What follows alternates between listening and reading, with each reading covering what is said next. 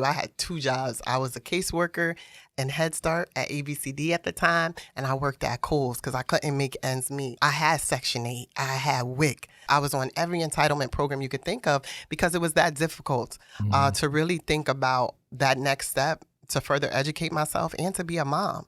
And being a Black woman, sometimes you're just not, you got your head down and you're just trying to make it work because you got evidence of other Black women doing the same thing. And it's important to lift your head up and see what else is out there.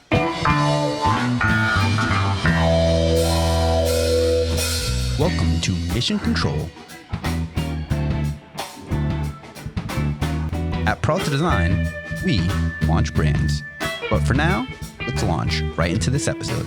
3, 2, 1, 0, and liftoff.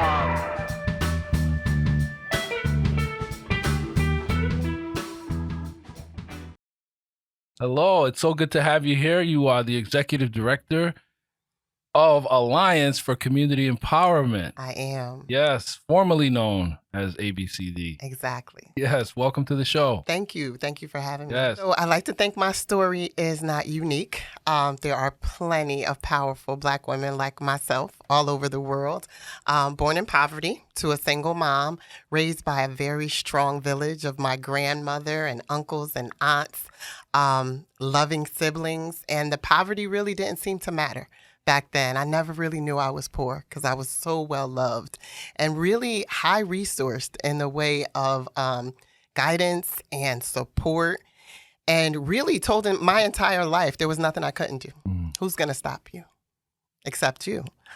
So I took that mantra all the way to the top, and now here I sit, Dr. Monette Ferguson. I like to think that I'm in the business of empowerment. The same organization that I lead today help guide my family to empowerment. My mom got her first job from what was ABCD as a 15-year-old to now Alliance, and her daughter being the executive director. My children attended Head Start. I attended the same Head Start program that I happened to lead for 10 years before elevating to the executive directorship. My preschool teacher still works there. Wow. So talk about a village. Full circle. Of nurturing, loving individuals. Even some of the folks, I grew up in Marina Village, which no longer stands in Bridgeport now. And as I ride through town, I can vividly remember, roller skating down Columbia Street and having neighbors that looked out for us and not letting the street lights catch us and all the things that make me who I am today. And then thinking about how to make things better and going back after getting educated, going back to the same neighborhoods and the same community that helped Dr. Ferguson become Dr. Ferguson to help other people become better. So I started my career being a lawyer, believe it or not. My master's degree is in forensic psychology. I have a master's degree in criminology from University of New Haven. And I was determined to be a lawyer. I was going to help us, right? Yeah. People that look like me, sound like me, that the justice system really wasn't standing behind. There was no justice for folks that I grew up with. Yeah, you think of the Central Park 5 and all these cases, right? monumental cases. Yeah, so being born in the 70s and going through the 80s and the 90s, and you see these just rampant injustices, and now here I am raising a small Black boy. Amadou Diallo. Absolutely. We could go on, right? And things weren't changing. So I started working a part-time job in like an alternative incarceration. I saw like this revolving door for kids that look like my son.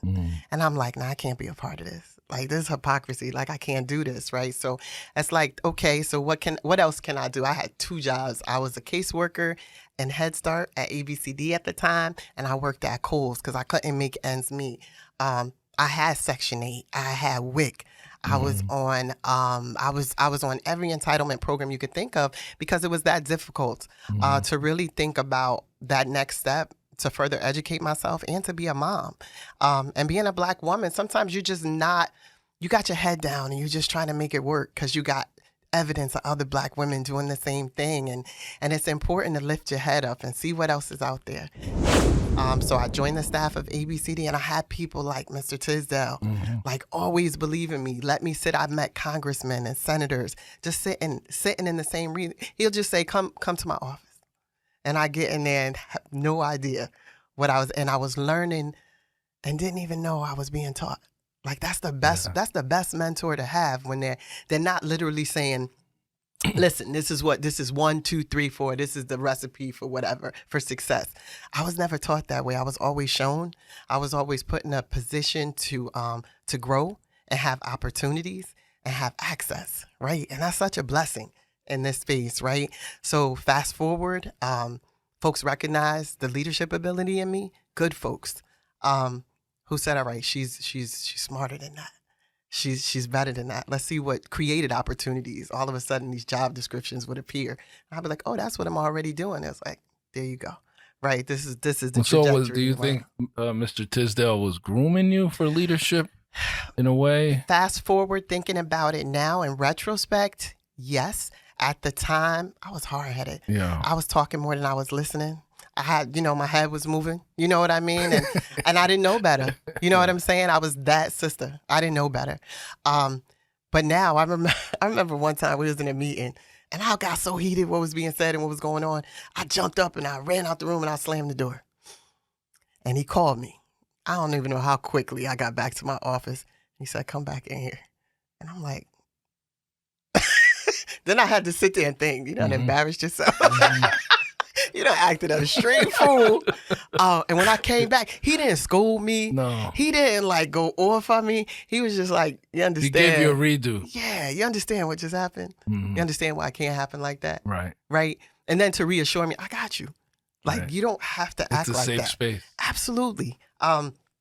Even now, I like to do the same thing for my staff, just to reassure them over and over again. Like we have at capacity, 514 staff at Alliance. Wow. Most of them early childhood folks like myself, grew up like myself, fell in love with early childhood, decided to make a career of it, not making a lot of money, still connected to entitlement programs. And I was there, I was right there.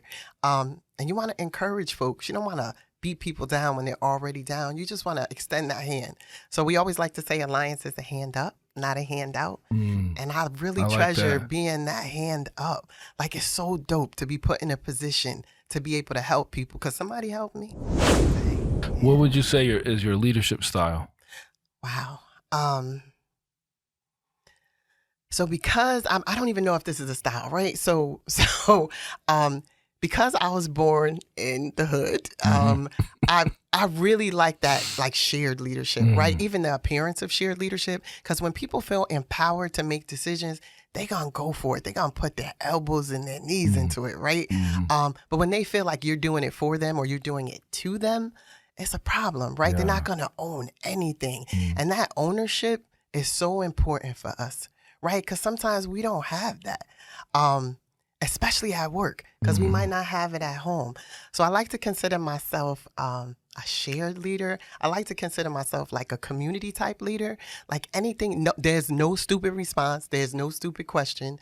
The only thing stupid is if you don't say it, right? Don't keep that inside because you never know who you're uplifting or who you're enlightening. It might turn into another idea. Absolutely. Build on it.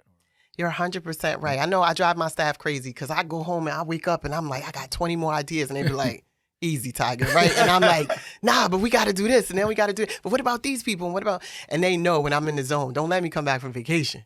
Because I'm just like, I'm ready to go. They thought you were just turning off, but you were working overtime, I recharging. had to stop drinking coffee because I come in, they be like, oh, here she go.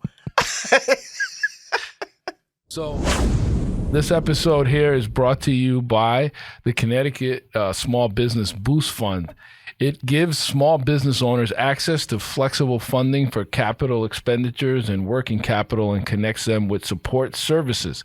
Small businesses and nonprofits can borrow between $5,000 and $500,000 depending on eligibility and need. And you can spend how you spend the money. It could be equipment, payroll, utilities, supplies, marketing, advertising, all that good stuff. And they're very low interest over a 60 to 72 month term. You can get more information and you can apply at ctsmallbusinessboostfund.org.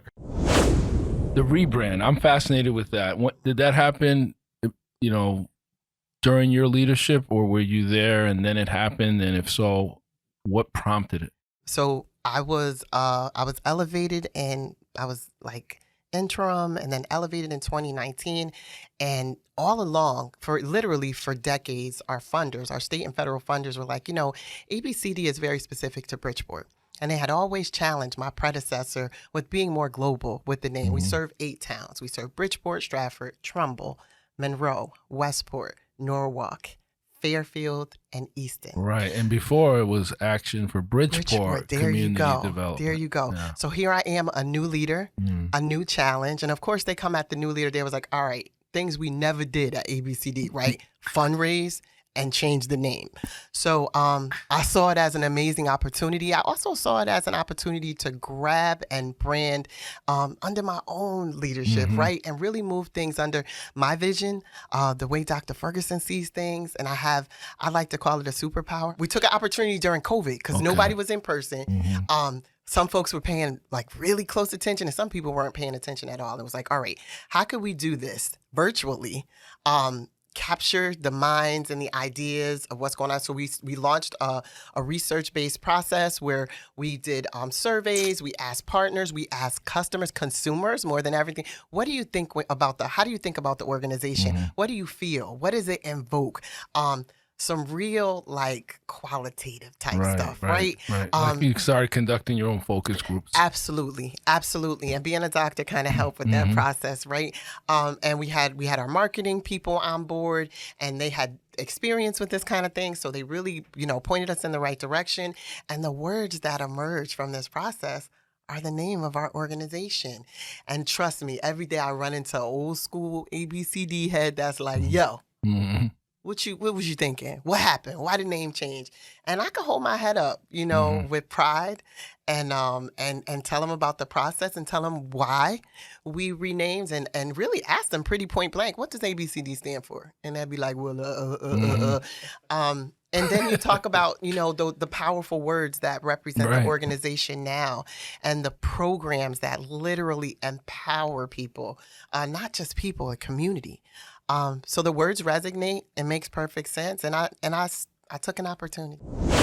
There's also, it brings up a good point that there's a misconception that the only people in Bridgeport are in need, but there are poor parts of all these other towns that resonate as being affluent, but there's need there for early childhood education, for working parents that energy need daycare, assistance, all kinds of So we have several umbrella programs, and we're mostly federal and state funded. So these are for low income folks that are really just trying to make ends meet, right? Working really hard, hourly wage earners, parents, disabled folks on a fixed income. These are the folks that we touch every single day. These folks ain't lazy. These folks ain't shiftless. These folks are dope. They were like institutional, dehumanizing, degrading. So strategic with us, right? Right. So Even in the way the projects used to be built. Absolutely. And now finally they look more dignified. They look like townhouses and things. True. They call their project for a reason, right? Exactly. Yeah. Exactly. And I tell people that that if ever I hear somebody talk about, well, their handouts and they're the dregs of society, and it's like, well, you do have to pay that stuff back, and it's designed, was formally designed to be able to like keep people in a certain area out of their neighborhood, keep them there, right. And then so it's not like they were this great benefit or that they're getting over; they're actually being held down. It's so systematic. It's systematic. Right? And we talk about systematic racism and systematic poverty. Yeah. There are systems put in place to keep folks exactly where people want them to be. Yeah. That's why you have the haves and the have-nots. You can't tell the difference. And if it's passed down, they're like, good. Then they're less likely to ever interact with me, at my country club or my gym or what have you. So purposeful. But I love that you're leading this organization and changing that shift and having come up in it, what it's like. You're able to make positive change.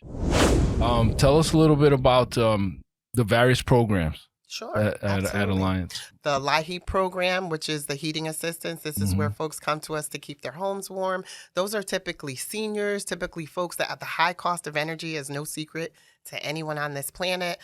So we help folks heat their homes, weatherize them. We do a referral program through that program as well. We have employment search. We have connections to every nonprofit, over 200 nonprofit partners across Fairfield County that help us do what we do. You work best. with Team? We work with Team. David Morgan We is love a Team. great friend Yes. of mine. Both Shout David out and to I. Team and Lillian Yes, shout and David. out. Absolutely. David and I started in Head Start together. And then we were both elevated to Wow. executive directorships incredible. at the same time. You guys are real life superheroes. Thank you. Yeah, big time. Thank you. Workforce development. So our largest program is the Early Learning Program. We have 15 sites, most of them in Bridgeport. We have a site in Trumbull and 2 sites in Stratford. We serve families, low-income families, specifically with the Head Start, Early Head Start grant. This is a quality early learning program for working families from birth. Well, now we serve pregnant moms in our home-based program. So this is before, this is all that early learning, brain development greatness that we could impose on a Nutrition family. involved? All of it, all the wraparound services. Yeah. So when a family, just like myself, when I was younger, when I was touched by the Head Start program, I was able to create a plan, not just for my son and his early childhood education, but also for me. I was able to think about the steps to owning a car. Wait, you need a license first, right? Things like that. And for caseworkers, a caseworker, a very special caseworker, Christine Williams, to sit with me and say, okay, these are the steps. And then to visit me monthly and talk about those benchmarks. This is a hallmark of Head Start. These wraparound services and these caseworkers that embed themselves in families in order to move them from A to B to Z is what makes Head Start so unique and so original when it comes to empowerment.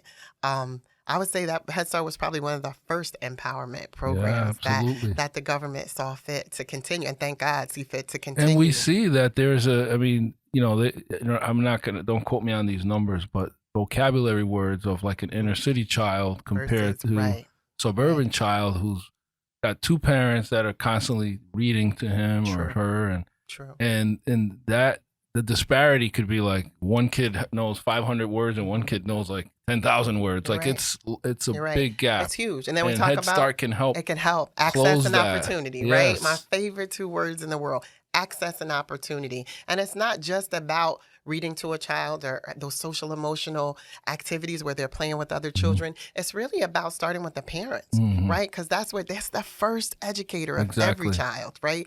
And empowering that parent to think that they are just as good or better than any teacher that's going to teach their child. Language differences, just really uplifting all the diversity in our community and making people feel good about themselves so they can do better. Everybody, thank you for listening to this episode of Mission Control. Until next time, this is Ramon Peralta with Peralta Design, and we launch brands.